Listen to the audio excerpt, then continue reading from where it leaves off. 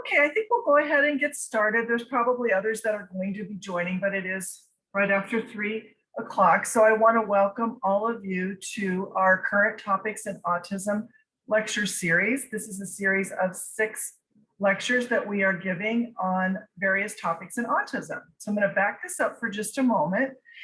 First of all, we want to introduce ourselves. My name is Shirley Fett. I am a nurse practitioner and I work for Vista Hill in the Smart Care Behavioral Health Program. And my colleague today and co-presenter, I'll let her introduce herself right now as well. Hello, everyone. Welcome everyone who's returned from past weeks and welcome to everyone who's new. My name's Alyssa Label. I am the program manager for the Smart Care Behavioral Health Consultation Services program. As I mentioned, this is one in a series of current topics in autism that we are presenting over the course of 6 weeks. This is week number 3. Today's topic, as most of you should know, is autism, aggression, and safety concerns. You can see that these meetings are going to be on Tuesdays at 3 p.m., the same time and date when we move forward. So there are 3 more sessions after this of various topics, and we welcome all of you to join any of these that you feel could be beneficial to you. This series is presented in partnership with the Autism Society of San Diego. They are our community partner and collaborator on this. A little bit of information about me personally. As I said, I am a nurse practitioner and I work at Vista Hill in the behavioral health program Smart Care.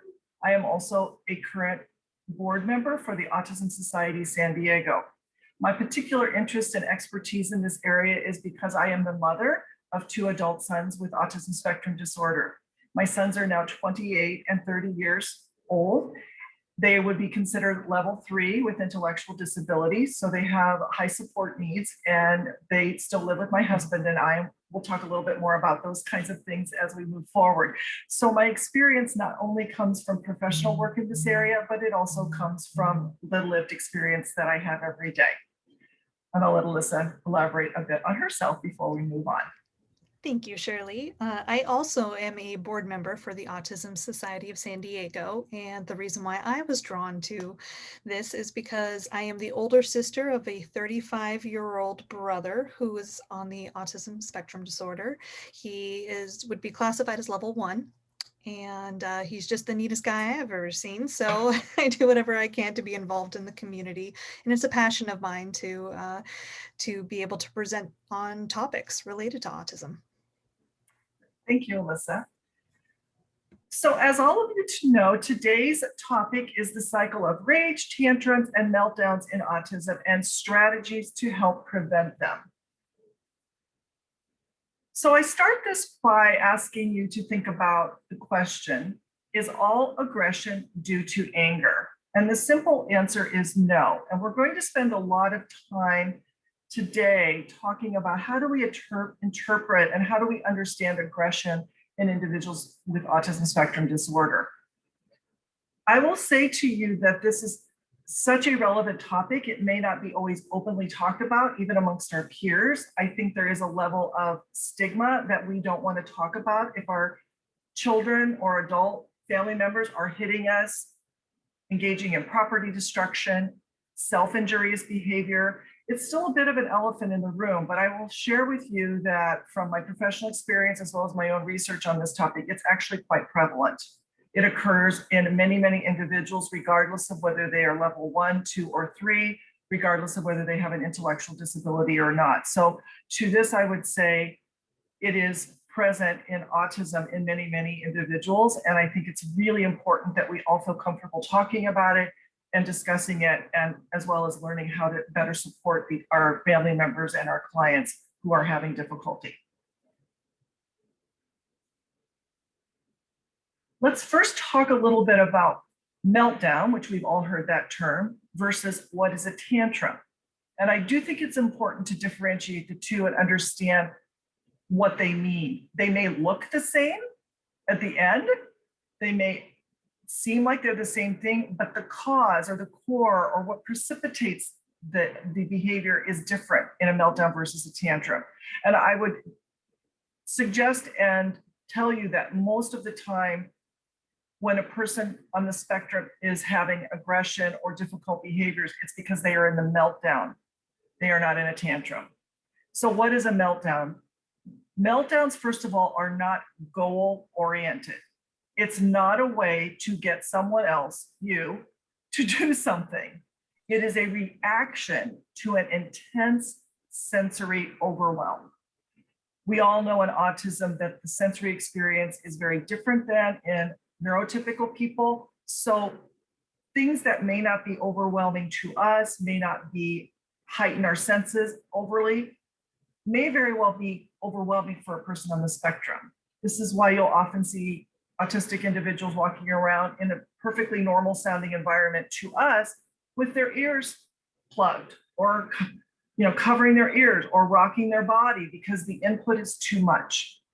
In contrast, a tantrum is a completely different thing. It's more want directed. It's about trying to control someone else's behavior. Of course, the classic example of that, and there's a reason why at retail stores like Target and these places, as you're checking out, they have the candy, they have the cute little tchotchke toys, they have all the little fun things, because when the kids are going through the line with mom or dad, the kids want this, and then they will have a behavior. That's a tantrum. They're goal directed in that scenario. I want that thing, and I want you to give it to me. I am not here to say that individuals on the spectrum never have tantrums. That happens too, but much of challenging behavior is more due to an overwhelm or a sensory experience that is not goal directed. It is our jobs as caregivers, loved ones, family members to really tease out and think about what is causing this meltdown, what is causing this tantrum or aggression, what is causing this behavior. Aggression is a form of communication, right? Even in non-autistic people, some people use fighting and hitting other people as a way to communicate their frustration or their anger, right? So aggression and meltdowns are a form of communication. It is our job to be the detective and sort out where did this come from? What are the possible reasons this is happening? What are they trying to say to me? It is very important to always rule out if there's a medical problem. This is particularly challenging in individuals who are less verbal or nonverbal on the spectrum. I will tell you, it's often like dental issues that are problematic, and a child will start having sleep dysregulation and being restless, and maybe start having more meltdown behaviors, and the family's like, what's going on? Well, a toothache isn't always outwardly visible, right, until the jaw's quite swollen. So always go to this first. I cannot tell you how many times a person may very well have a medical problem. Maybe they're having a headache, maybe they're constipated. My second son, my 28-year-old, he's limited verbal. He was in a minor fender bender car accident. We didn't think he'd sustained any injuries, but he started limping 2 weeks later. And lo and behold, he had a fracture in his lower leg. Yes, again, he wasn't having any behaviors, but this is an example of they can't always communicate something, an intense feeling they may be having, so it may come out in other ways. So rule out medical problems. Again, dental problems are really common, but really think about that first. Is this behavior or aggression due to an inability to communicate wants or needs? Again, if an individual has no tool or no way to communicate with others, what are they going to do? People with autism have emotions just like you and I. They have happiness, they have sadness, they have anger, they have anxiety, depression. How does that get communicated in someone who doesn't have the traditional spoken word? It may come out in the form of behavior, right? So we have to think about this. Is this because they don't have the tools to communicate? And that's certainly a speech therapy, perhaps augmented communication device, typing, written words, whatever, but we have to be really creative and think about this. Is this really what's causing a lot of the behavioral issues that we're seeing? Are the cognitive demands too high or too low? In other words, are they bored? It's like, really, you've asked me to touch red 50 times. I'm over it. I can't do this anymore. Or you're asking me to do something that's really, really hard. It's overwhelming for me. I can't do it. And then a behavior might happen. So really thinking about these things. Is the demand too high or too low? Are they sensory dysregulated? You know, the ultimate sensory dysregulation prior to COVID was going to Chuck E. Cheese for me. You know, that place is like a lot.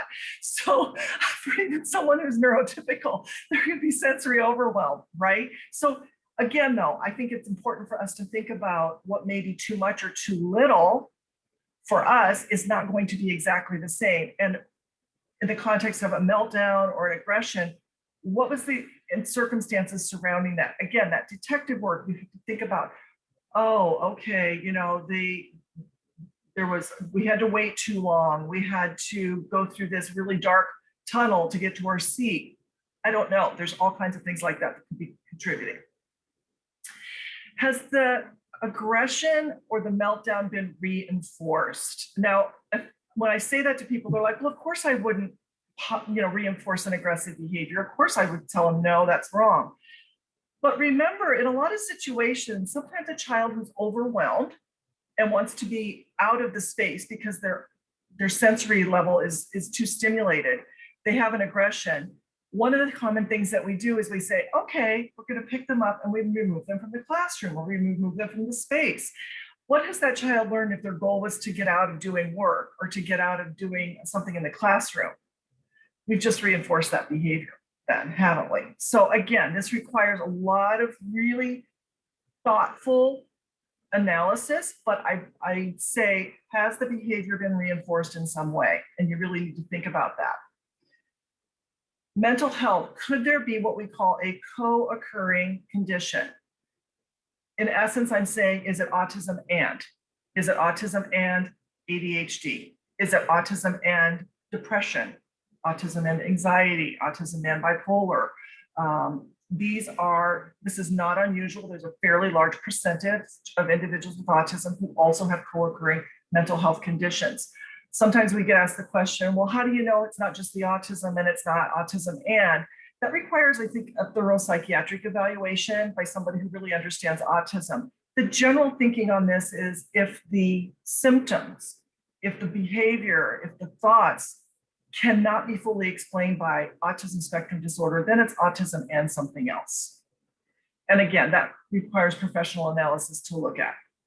And then lastly, I'll mention family and school dynamics. First of all, with family, there's a lot of conversation and information currently being discussed about how family dynamics impact the mental health of a child. And this is not just in the autism arena, this is all children. For example, if a child is in a home where there's lots of yelling and lots of fighting and lots of chaos, that impacts the mental health of everyone in the household, including the child with autism. They may not be able to say, I'm upset because XYZ is going on at home, but it could be the source of aggressive or meltdown behavior. If there's substance use issues going on in the home, alcoholism, drug use, again, these are family dynamics that negatively impact other family members, including an autistic person living in the household.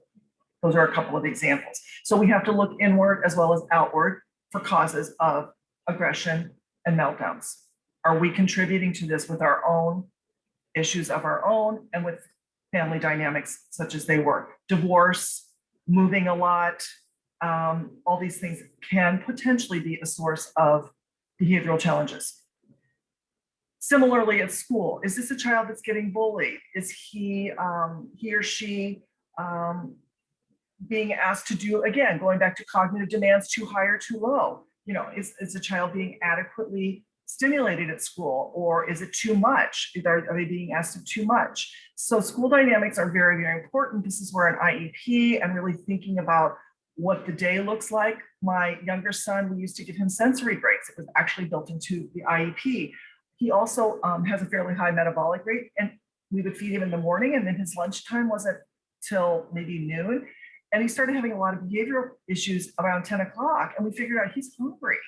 So we built into the IEP that he gets a snack. That's not typical particularly for middle and high schoolers. They're like, no, you have to power through to lunch. They don't get snack breaks. So that's an example of school dynamics. It doesn't all have to be other kids. It could just be the schedule and the way the day is set up. So think about all these things as possible contributing factors to challenging behavior and aggression.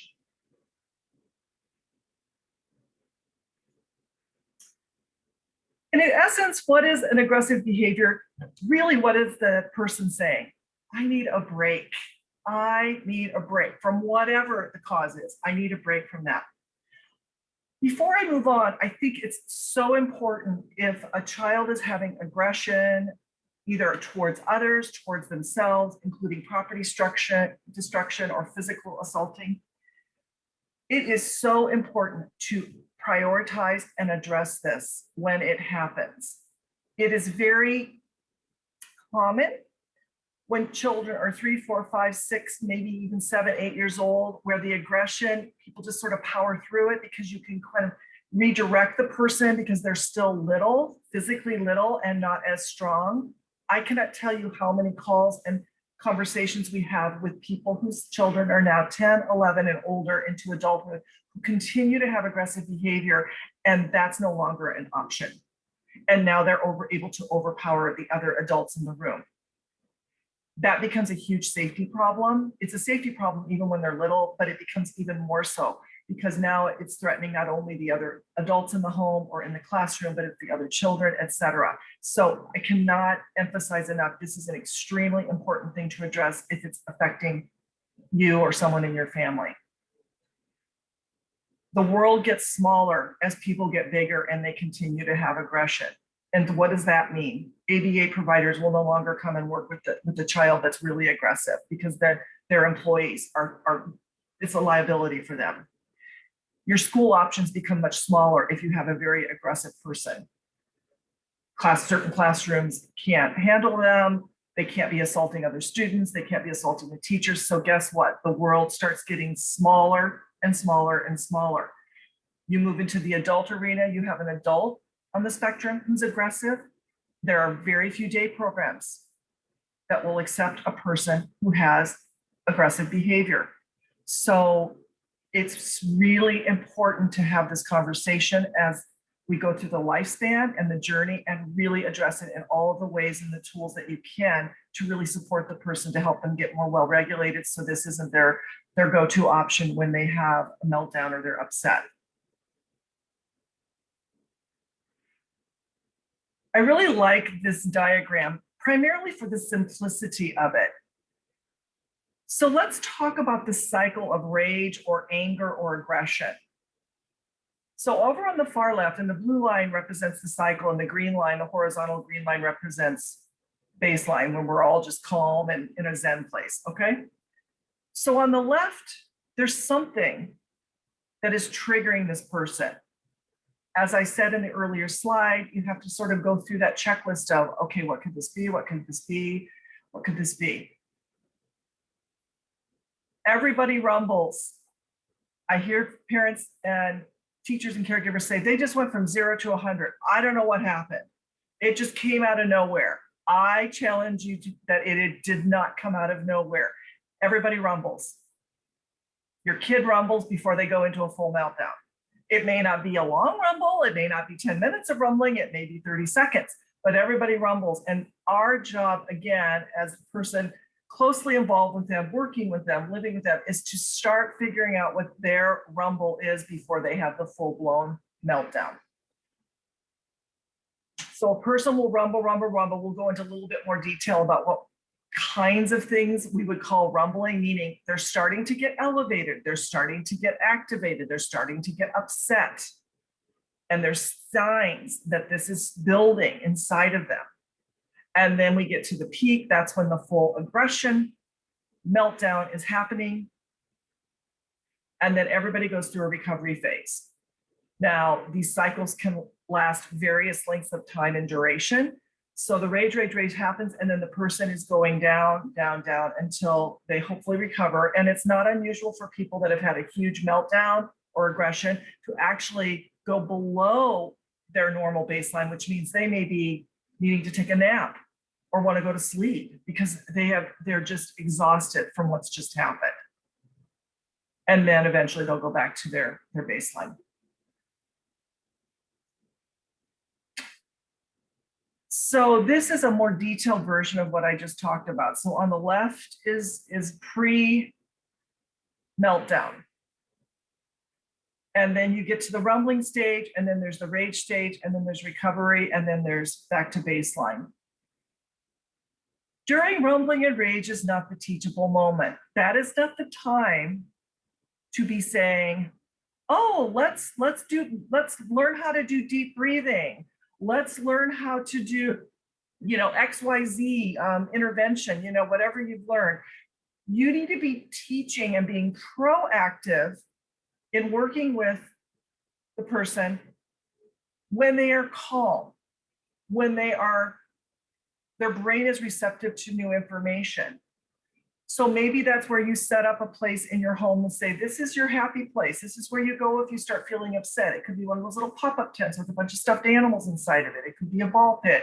It could be a weighted blanket. It could be, I need to go take a warm bath. There's all kinds of things that a person can choose to do when they start to feel dysregulated. But you don't teach that when they're in the moment. Even for us, if you're highly, highly upset about something and you're yelling or you're crying or you're just overwhelmed yourself, how helpful is it if someone like me walks in and goes, okay, well, look, I want to teach you about deep breathing and a new meditation technique, or let's read this article about ways to calm yourself, said no one. I mean, that is not the time. And there's this cartoon that goes around. It's really funny. And it's like, what has someone saying to you, you need to calm down, ever really worked? I mean, it's like, that is not helpful when you're really upset. You need to calm down. It's like, yeah, like, I don't know that. It's the same thing for our individuals with autism. Trying to teach them or telling them to do these kinds of things when they're in the moment is not going to work.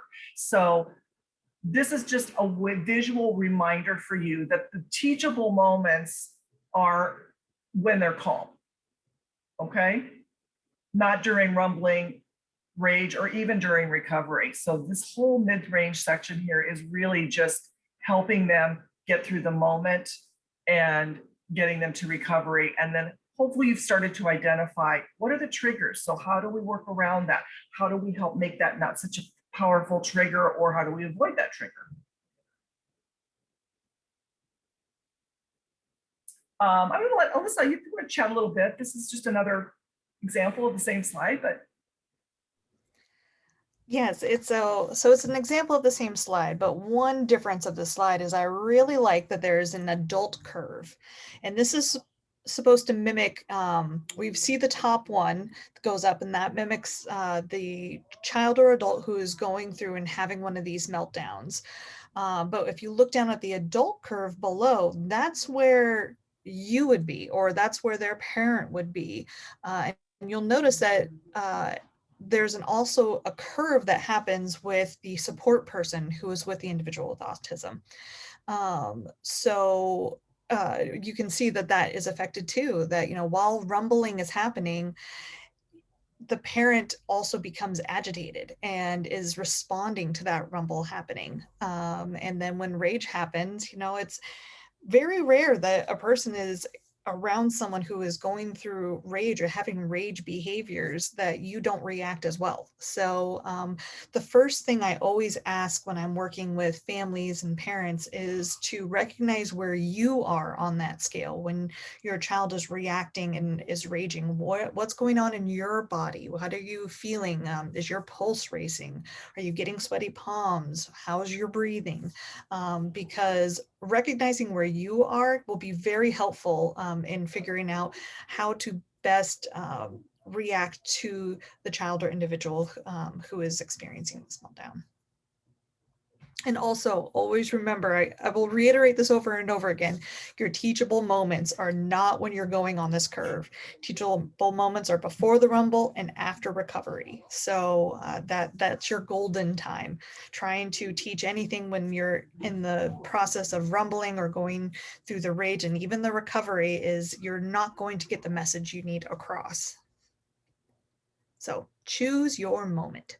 And I think this just speaks to we're all human, and if our child's repeatedly had, or person we're working with has repeatedly had really significant aggressions, we and we start to see them rumble, it's natural that we're going to go, oh, here we go again. And we're going to feel ourselves start to tense up and go, oh my God, is this happening again? So I think just acknowledging it and understanding we're entitled to our feelings too, and we're entitled to our own stress. It's a natural thing, and it's not unexpected.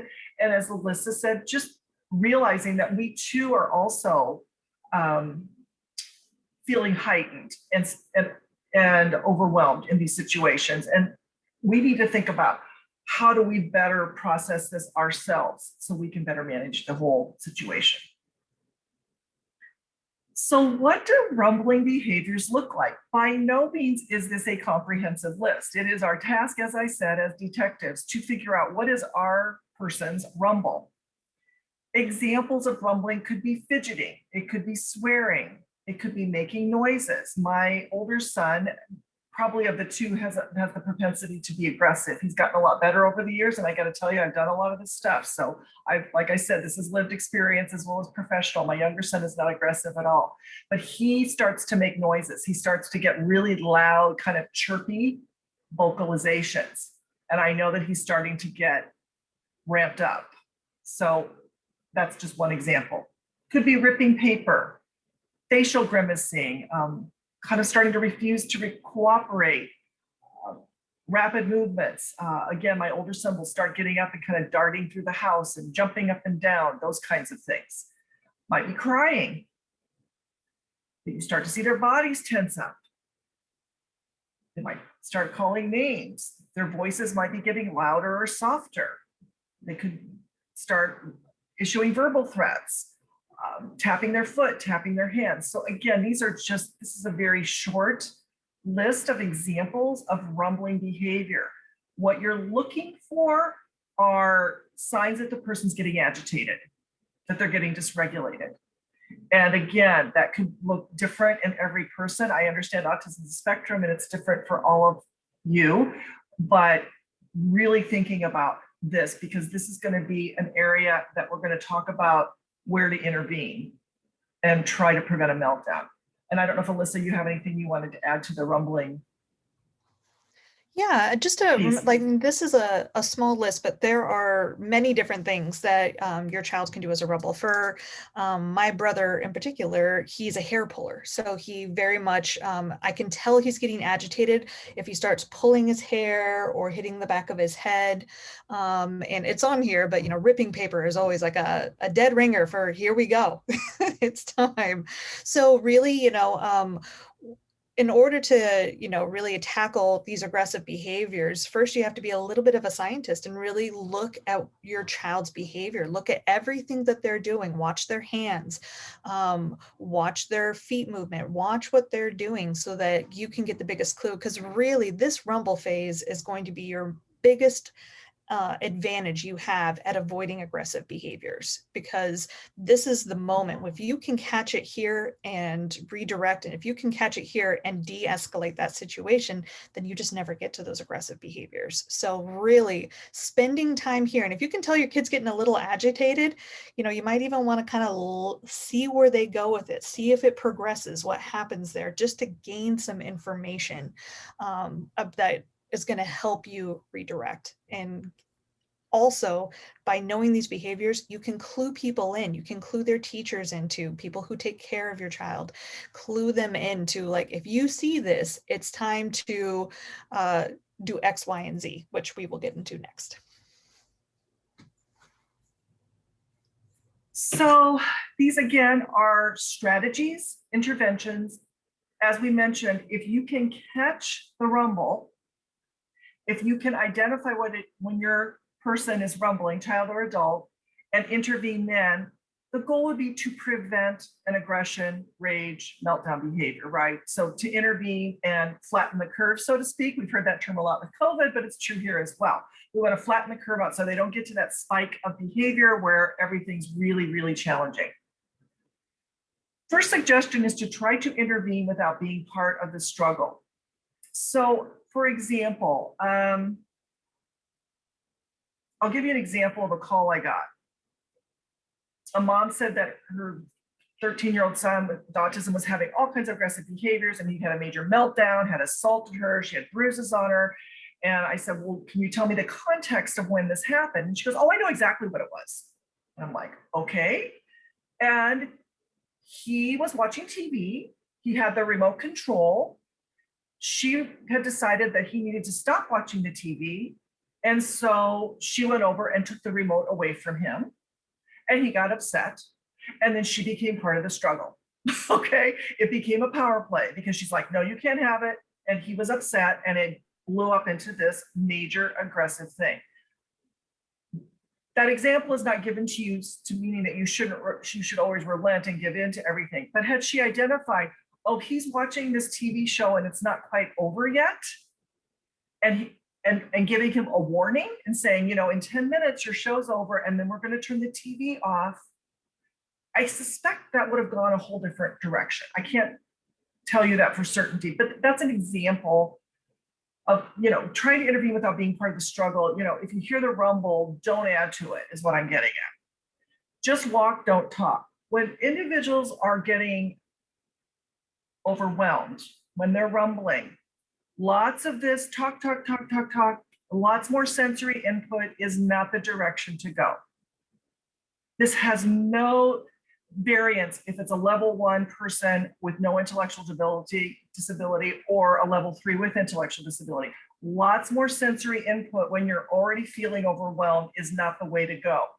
So when we say just walk, don't talk, this could just be a redirection, like, let's take a break and go outside. That's it.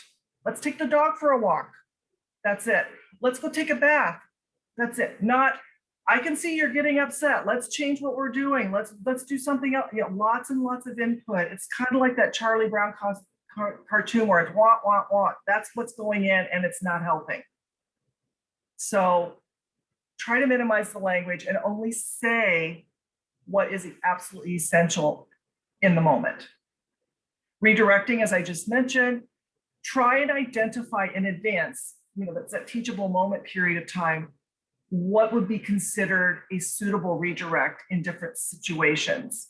The redirect at home, what you can do at home is going to be different at school, or it's going to be different at the day program, or different at camp, or wherever the child or adult may be going. But try and think about suitable things. Redirecting should not be punitive.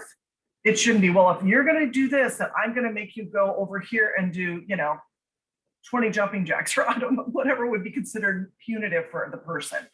Redirecting should be to a less stressful, less overwhelming thing, not a more stressful, more demanding, more overwhelming situation.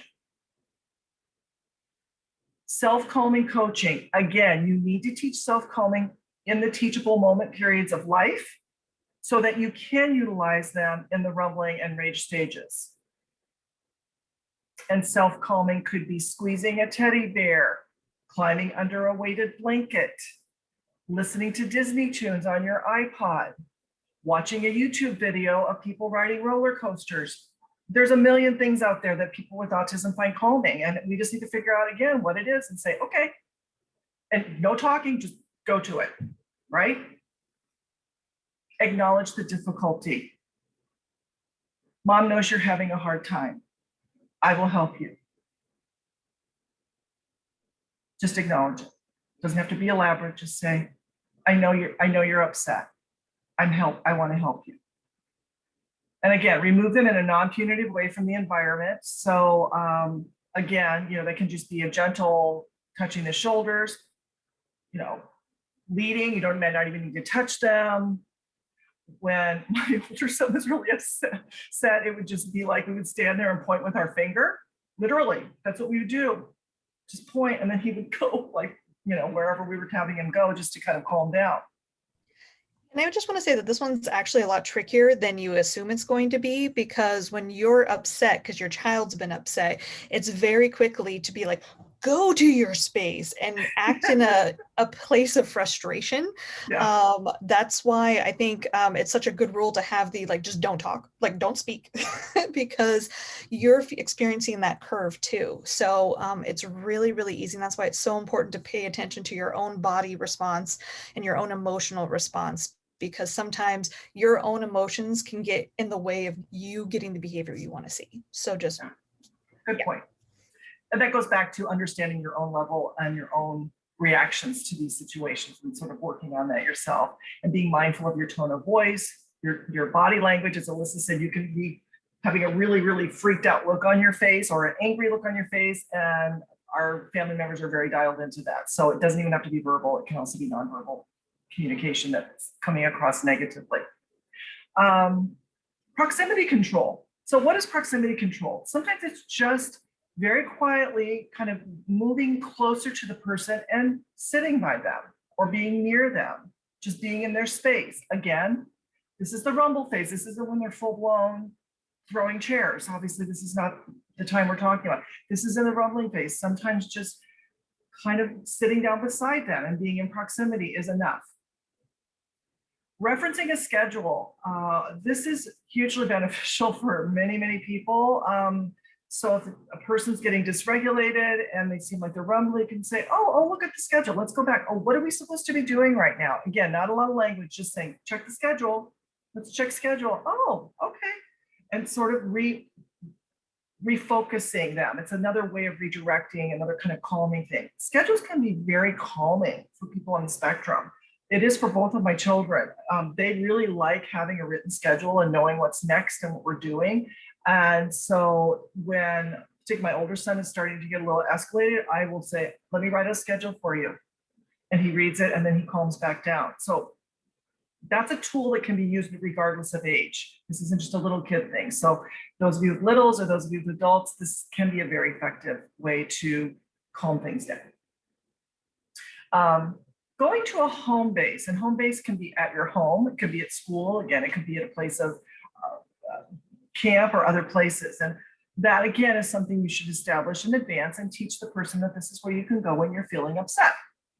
Again, could be sitting outside on a bench, it could be laying in a beanbag chair, could be home base could include watching a video, it could be listening to music, it could be looking at a favorite book. Any number of things can be a home base, and that would be a place you could redirect or guide the person to when they're feeling upset to give them time to de-escalate. Alyssa, did you want to add anything on this?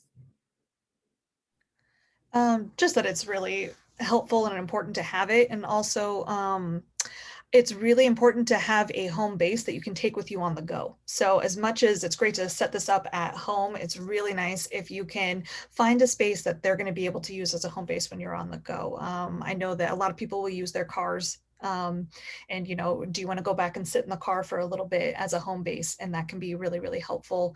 I also know other families that have had a lot of success by taking a blanket or a little square of material.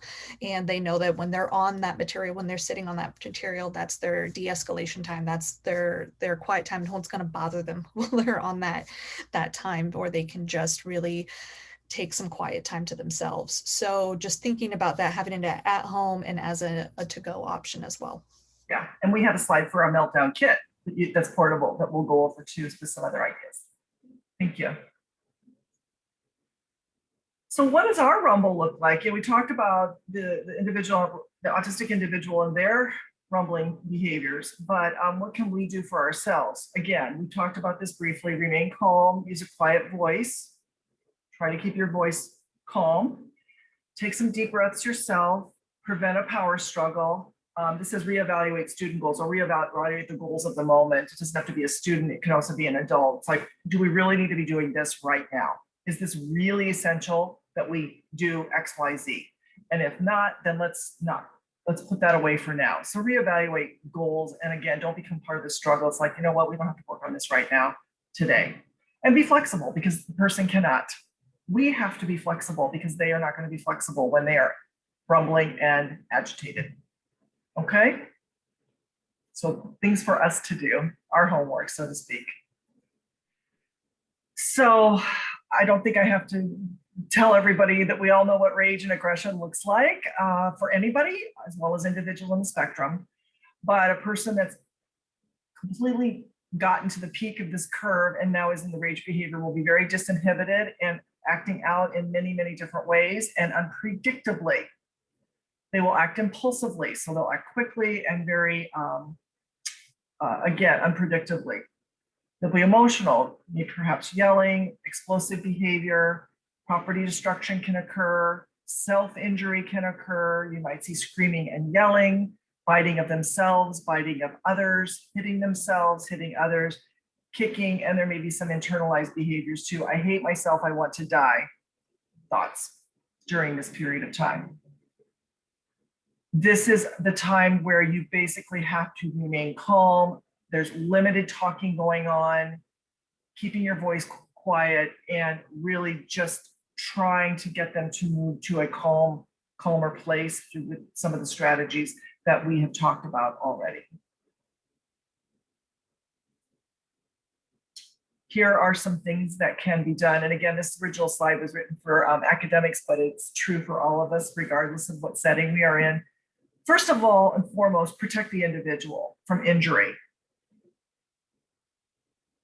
Persons on the spectrum can hurt themselves and not even know that. It's not unusual for me to hear about my peers whose family member has put their hand through a glass window, kicked in a door and gotten lacerations, hit things and fractured their hands. It's also common for elopement to occur during these periods of time. And that's a huge safety issue. If the child or adult is acting impulsively and running away, they can get hit by a car. So all of these things are very important. So protecting the individual from injury in whatever ways you need to is very important. And then of course, protecting the environment. That means if there's a glass aquarium in the space, if there's lots of glass, if there's knives, if there's things around, try to make the environment as safe and minimize the risk of injury as much as you can. Protect others. I tell families, if you have a family member who is prone to aggression, that you need to have a safety plan for the family. What's everybody going to do when this person is upset and starts having a meltdown? Just like you have a fire drill at the home and you say, what are we going to do if the house is on fire? Okay, everybody, you go here, you go here, you do this, you do this. It is really important to talk about this in advance, particularly if you've got younger children or elderly parents or people in the home who could truly be injured and don't need to be part of this battle, to be honest with you, or this struggle. Come up with a plan. It's, okay, you take little brother, little sister, and I want you guys to go to your room and you lock the door. We'll be okay. This is what I want you to do. Whatever you need to do, talk about that in advance, have a plan. Don't try to discipline during this stage. Again, this goes back to this is not the teachable moment, which includes discipline. This is not the time to say, we talked about this. We told you you weren't supposed to do this. You're not supposed to do X, Y, Z. That is a waste of your time and it's not going to be effective. And it can be super frustrating for you because you're like trying to tell this to this person who's already extremely upset, and you're trying to teach them something else or trying to remind them of something. This is not the moment for that. That's for another time and another day. Remove the audience. I think this is so true in public settings, schools, or other venues. This is the person deserves respect and dignity. They're having an extremely hard time, and this is not a show for the world to watch. So I think it's really important to if people are standing around looking saying, please, go away. I mean, if you need help, you can ask for help, but not as a voyeuristic kind of thing. And I think that's out of respect for the individual. We need to not have people standing around watching. Be non-confrontational. That can also be helpful for, and somebody mentioned this in the comments, that, sometimes there are individuals who are seeking some negative or some reinforcement by having an audience. So just removing people in general can be helpful for that. Yeah, that's a good point. I agree with that. Yeah. So for many reasons, but having an audience is never a good idea. And really just have the people around that are going to be helpful and be therapeutic, hopefully, for the person that's struggling. Be non-confrontational. Again, this yelling back and forth is not going to get you anywhere, and it's not going to help. Learn to disengage emotionally. This isn't about you, really, as much as if they may be yelling at you or hitting you. This isn't about you. Again, if you go back to identifying what the triggers were, what the antecedents were, and thinking about what led up to this. It really, I'm going to tell you 9 times out of 10, it wasn't you specifically that was the culprit here. It's something else, and you just happen to be in the eye of the storm. Plan a graceful exit strategy. Again, this is a strategy for at home. Where's your home base? Where's the place we can go? Where is the place that everybody else goes to help disengage and de-escalate the situation? If you're in a school setting, if you're in a work setting with someone, other settings, again, plan an exit strategy for when the person is having a meltdown, a rage behavior. What's the plan? Where can we go to allow this person space and time to calm down? And follow a plan, follow through. Ask for assistance when needed. I think it's helpful in families and in coworkers to have maybe a code word. Again, my older son, who's much better now, very rarely has aggression, but when he was younger, he was more aggressive. The words my husband and I would say to each other, I need help. I know that sounds simple and basic, but if we said it in that way, in that tone, it was like we both knew, okay. And again, it's sort of like code words, and you come up with what you're going to communicate to each other when you actually want somebody to intervene. Because if you're handling the situation and you're helping the person and you feel like things are going well, and all of a sudden my partner Alyssa jumps in and goes, oh, here, and she starts intervening, it can actually make things worse. So I do think it's important to have that language and communication set up as best you can prior to an event, so that you know what each other is needing at any given moment. Again, prompt to home base is appropriate. Few words, we've already talked about this. This is not the time for lots and lots of verbal input. Try to prevent a power struggle. Reevaluate your goals again. You know, do we really need to be doing this right now? Is this really important that they complete this worksheet, or that they finish folding towels, or whatever it is that's going on? Reevaluate the outcome here. And is this really what you need to be doing right now? Again, be flexible, because the person cannot be. And sometimes people respond well to a timer saying, okay, let's you know, in 5 minutes, let's go to XYZ place. That could be helpful in some cases. Again, this is a very customized thing, but these are ideas of things that you can try if you're at a loss and you don't know where to go with this. Anything else on this one, Alyssa, you wanted to add? No, those are all really good Okay. interventions. But I mean, the greatest intervention is to think all of these things ahead of time. So really plan yourself out ahead of time of like what things you want to use when a rage happens. Exactly. So what's happening to us when the rage is happening? So here we are, we're the adult in the room, so to speak, trying to control our tendency to fight or flight. You know, we're elevated, there's this natural adrenaline rush, and our immediate reaction is to sort of engage and try and, you know, physically be involved, and or to say, I got to get out of here. So try and kind of regulate yourself with those things. It's a natural, it's a physiologic as well as mental experience. And so you need to think about that. Remember that less is more. That means less touching, less talking, less running around is going to be better. You're trying to diffuse an already elevated situation.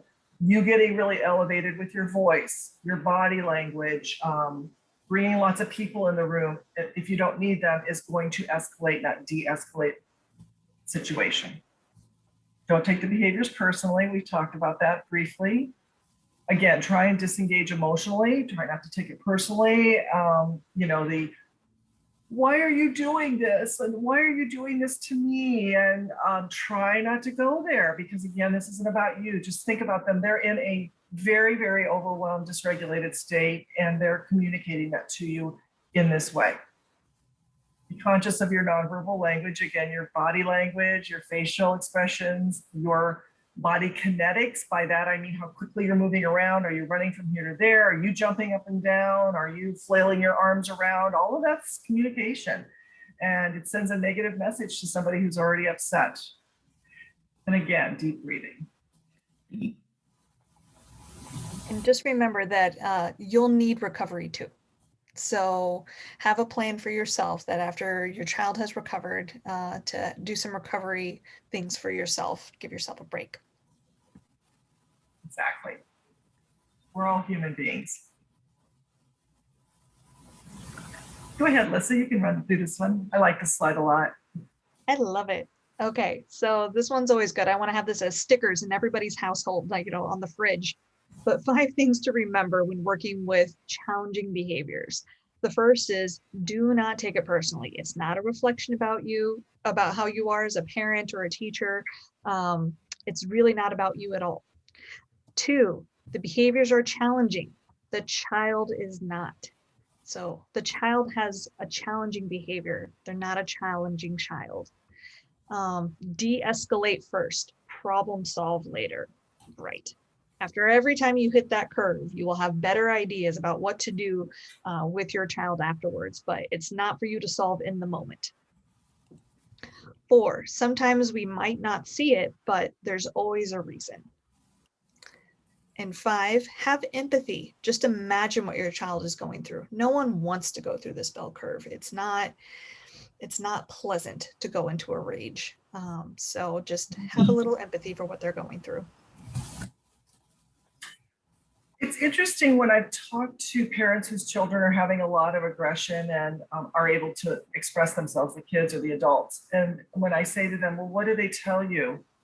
What do they tell you is the reason why they break furniture or they hit? And it is so common that they'll say, the child says, I don't know. I don't know why and they feel bad afterwards. My son would often cry. He'd be very remorseful after one of these events and be very tearful. So it speaks to that meltdown versus tantrum. Remember at the beginning, I talked about meltdowns are not goal directed. That's why they will say to you, I don't know why I did it. I just blew up, and they don't have, it's not like, well, I did it because you wouldn't give me my Nintendo. Okay, that's a tantrum for sure. But often it's not a reason they can give you for why that has occurred.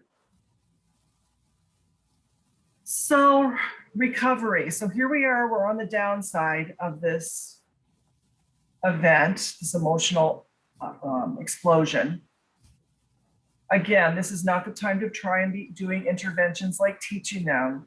This isn't the time for lots of talking. They're still potentially vulnerable to going backwards up that curve. Okay, everybody, it doesn't mean this is always going in one uniform direction. They're still vulnerable. They're still emotionally dysregulated. And if we start going in and putting a lot of demands on this person or being punitive here, guess what? You're going to go right back up that hill. So you have to identify, what does this person need to recover once the intense rage is starting to subside? They may need to sleep. You should let them rest. Support the use of relaxation techniques. If that's, again, being in a weighted blanket, listening to music, watching the same YouTube video over and over again, whatever seems to help calm them down, you need to support that and allow them time to do that. Don't keep talking about the rage behavior, what just happened. In fact, don't talk about it at all. This is not the time, again, to be discussing this or trying to teach or trying to problem solve. Try and figure out what their individual needs are. And what is it that they're needing right now? Remember I mentioned earlier, my son was starting to get dysregulated at school around 10 o'clock in the morning. Guess what? What he needed was a snack. He needed to eat. He was hungry, but he didn't have a language. So again, what's the appropriate option? That's part of our job to figure out. Redirect to something that they're really successful at or special interests. Some kids like to draw. Some kids like to play in sand. They like to look at Thomas the Tank Engine and line them up repeatedly. Okay, great. Legos, great. Let them do that. Ensure that the interventions are presented at or below the person's level of functioning. This is not the time to present something that's difficult or unpleasant for them to do. It should be easy and enjoyable. So if you have a 20-year-old who's had a meltdown and they love Disney princesses, you let them look at their Disney princess book. Okay? That's easier below their maybe their age level, but that gives them joy. then that's what they should do. We shouldn't be judging or trying to introduce something that's harder or not pleasurable at this time. We need to allow them time to recover and calm down. You can check to see if the student's ready to learn. Again, this is written for schools, but check to see if the person is ready to kind of go back to their routines. Just check in with them periodically. How are you? They'll let you know in their own way whether they're ready or not. Don't make excessive demands. Provide support with structure. So by that, it means have them be in a space and in a place that's familiar with things around them that they know. That's the structure they know. It could be a schedule that they get to look at saying, okay, remember tonight we're going to go to McDonald's. It could be offering that structure, reassurance to them. The person still needs to be considered fragile at this stage, just like I said a moment ago. If you start putting a lot of demands on them, lots of talking, hard things, you're going to go backwards, back up on this curve, and you're going to see the peak in aggression. They're not ready. This is the fragile, vulnerable phase. Recovery needs to happen. And then try and plan instructional interventions to provide alternatives to tantrum rates and meltdowns. And that's what the point of that is you're trying to have things in place where you can redirect them to, again, easier, fun, relaxing activities. Anything else you want to add on that, Alyssa? Just to be very, very delicate. And be calm yourself, yeah. Very, very, you want to keep it light, delicate, because this recovery place, just like Shirley said, it's a fragile space that can easily bump right back up into rage. So give your child the time, and recovery can take a while for different individuals. This is something that you're going to have to find out with your own child of how much recovery time do they actually need. My brother in particular takes a long time to recover and can take hours. And at some points after a really big rage can take us several days to recover. So I'm always very gentle with him until I know that we've reached into that, baseline of behavior. Super important point to time it. I've timed it on my son. It's 15 to 30 minutes pretty consistently. So I just know that. I just know that's how long it's going to take. And so again, another useful detective tool that it's worth thinking about. How long do they seem to take when they've had an event like this to really feel back to baseline, back to normal? And again, you know the person well enough, you should be able to read them and know, okay, they're back to their usual self. And then we have our own recovery curve. We have to recover too. So know thyself, as we say, and remain calm and quiet and take time for yourself to regroup. Remember, in the recovery phase, the aggression, the property destruction, the biting, hitting, whatever's happened has ended. So you're not needing to be right there. You can still be in the space with the person if they need you, but you don't need to be physically doing anything to secure the area or others, individuals. This is a recovery phase where everybody's calming down and, again, allowing yourself. And maybe if you're working in a school setting or in a clinical setting and there's others, you can say, you know what, I need to take a break. Can you kind of hang with this person while I go just take a walk or go get a cup of coffee or get a drink of water, whatever it is that you feel you need to do for yourself to sort of settle yourself back down. Really important to do as well. We talked a little bit about on the go. Meltdowns happen in all settings.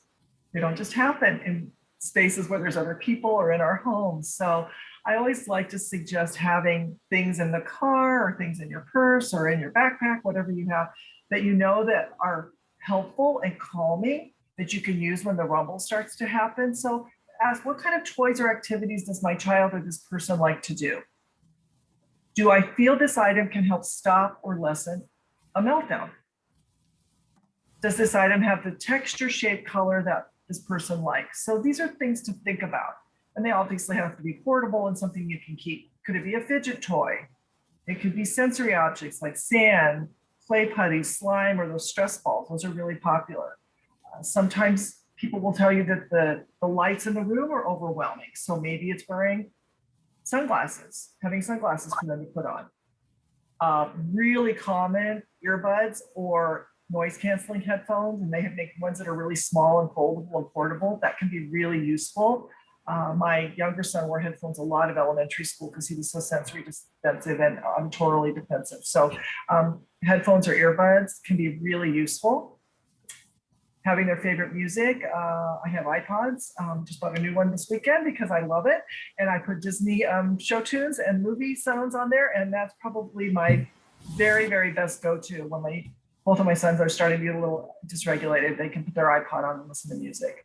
And it's socially and age appropriate too. They're adults. So it's not unusual to see people walking around with an electronic, right? And headphones. So that works.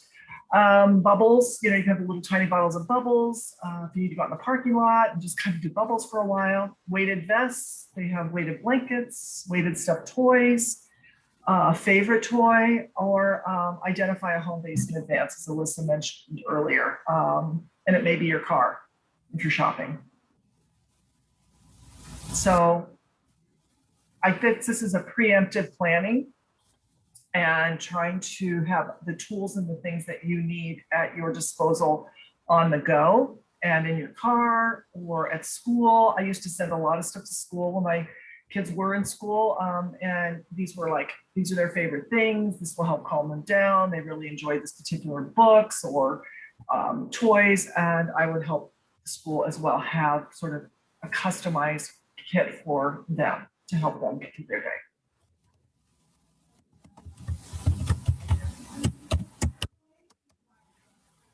There are local resources to help you with individuals who are having aggressive behaviors. San Diego Regional Center has several services. You may or may not know about them. The first is called Safety Alert. Safety Alert, you are able to get enrolled into the Safety Alert program by speaking to your service manager, your case manager at Regional Center and requesting it. Safety Alert is a 24/7 service that you can call if the individual in your life is having a meltdown, having a behavior, and they will already know you because you've already been assigned to them to the regional center. So they've already reviewed your case. They know your situation. They've talked with you and they understand the circumstances. You can call them and say, this is happening right now and we don't know what to do. Things are getting out of control. Several things can happen with Safety Alert. They can talk you through it. They can come to your house, or in really extreme cases, they may call 911 and activate PERT, Psychiatric Emergency Response Team, which is through the law enforcement. But they're a resource for you. It's different than just calling 911 or calling the Access and Crisis Line. These are people that already have familiarity with working with developmentally delayed individuals, and they should also have a file on your case and be able to pull it up and know exactly what the circumstances of your situation are, so they can more effectively work with you. So that's a service you can get by requesting it through Regional Center. START is a fairly new program. I want to say it's been around about 1.5 years. This is a behavioral program. Again, you must get referred through your service manager at Regional Center. START is for individuals ages 6 years old through adulthood who are having extreme and significant behavioral challenges, who are at risk of out-of-home placement, who have had repeated ER and or hospital psychiatric visits, or engagement with law enforcement in the PERT team. So again, this is a person who's really, really having a lot of challenges. The family or whoever's caring for them can't handle them. What they do is they provide an intensive behavioral program. It's not ABA. It's definitely, they come to your home, they assign a behaviorist to you, to the situation. They'll probably do a lot of the same things we're talking about today, really trying to identify what are the triggers, what are the causal factors, what can we do to intervene, coming up with behavior plans, helping get you connected to other resources that could be beneficial. And again, that's funded through the regional center, but it has to be through referral from the case manager. There's also an option at Regional Center that some of you may not know, where you can request an in-home behavioral consultation. This could be for just a singular behavioral issue. So let's just say the person in your life keeps biting themselves. They have self-injurious aggressive behavior. They're not really threatening other people. They're not biting, but they have repeated biting of themselves, and you've tried everything, you can't think of anything. This is more of a targeted, focused behavioral intervention versus a comprehensive program. They will send a behavioral expert to assess the person, talk to you, go to different settings where the person may go to school or day program, and try and figure out, again, what's causing the behavior, what seems to be the triggers for the behavior, and come up with a behavior plan to help intervene for this. So this would, again, be more of a targeted behavioral challenge that you have not been able to figure out. And then another option is you can request more respite hours.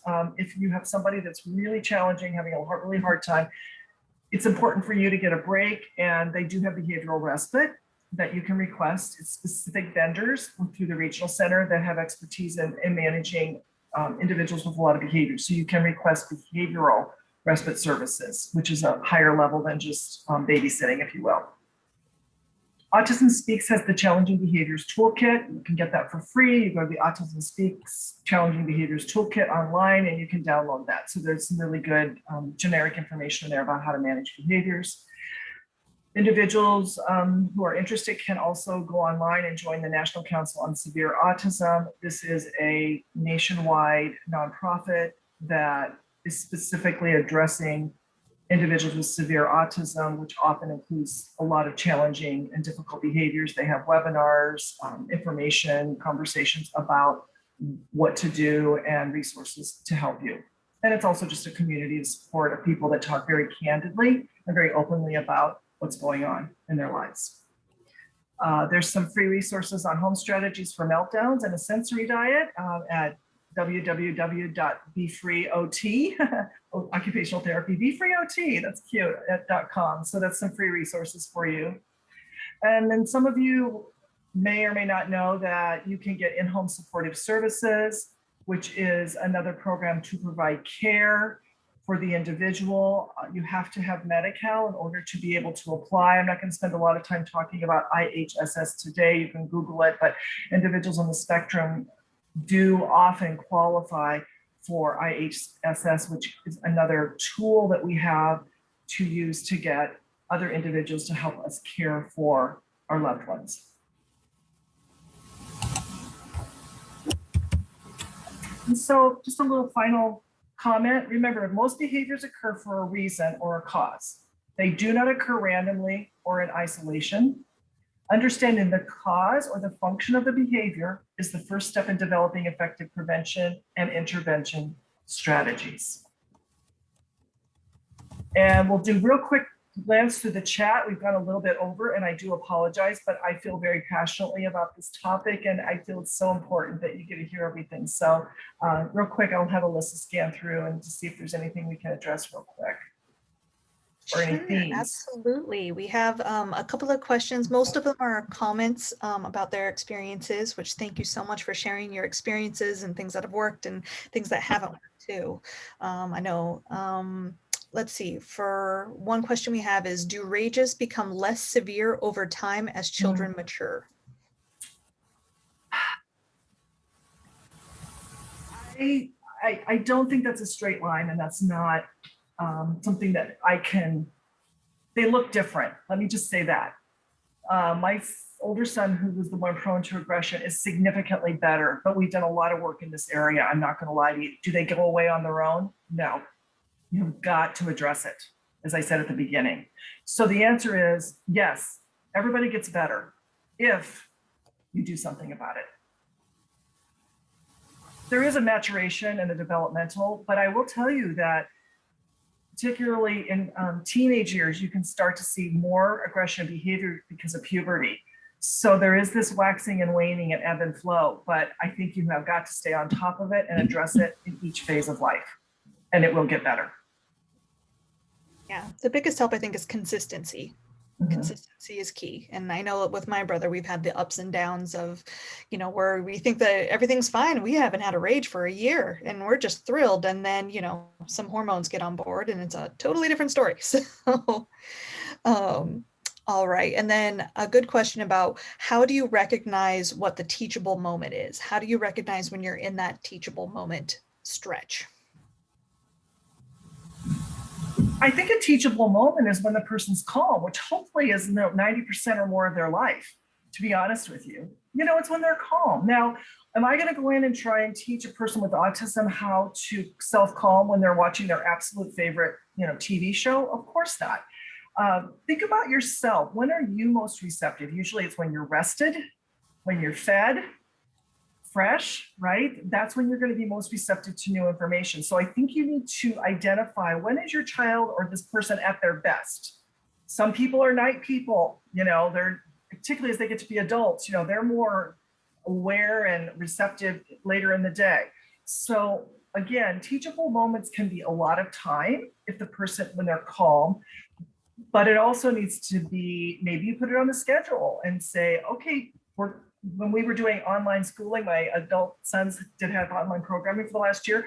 We had this really great slide from the Calm app, which is a meditation app, that visualized how to take deep breathing. And we worked on that all year. And so now I'm able to actually have him I say, okay, let's do our deep breathing. But because he had that visual instruction all year long, he knows exactly what that looks like and exactly how long he needs to breathe in and breathe out. So the teachable moments can be incorporated into their life and into their day on a continuum. It doesn't have to be a moment. I guess the teachable moments is a little bit of a misnomer. It needs to be coming up with teachable plan and incorporating that perhaps into their day-to-day life.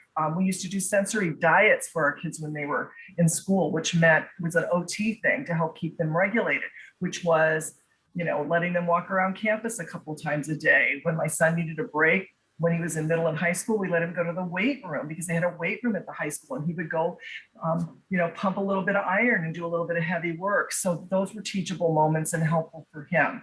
So I think you have to be creative and think about this being incorporated in their day-to-day life. Very good, Shirley. And now there's a lot of questions about medications. And what I would say is we could go on and on about it. However, next week, we are actually doing a presentation about medications and when to use exactly. them. So because that could be its own 4-hour presentation. We're going to try to cram it into an hour. So I highly recommend, if you have questions about how to manage aggressive behaviors using medications, to join us again next week. And we will have our psychiatrist, Dr. Jason Schweitzer, will be joining us. He's one of our colleagues. Yeah, he's a child and adolescent psychiatrist. He's very well versed in individuals with developmental disabilities. So he will be our guest presenter. And the topic is 100% on medications. The theme of it is how and when do medications fit in. So we're going to talk about that.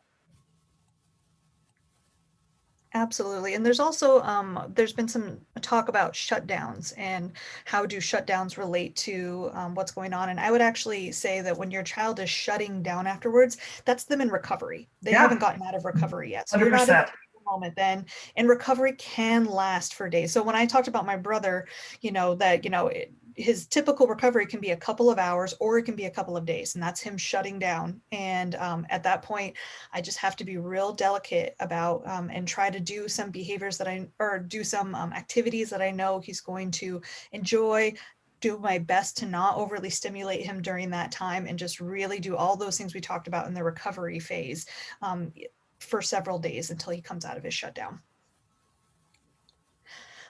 So these are our upcoming topics. We have just finished our week 3. We will be moving on next week to how and when do medications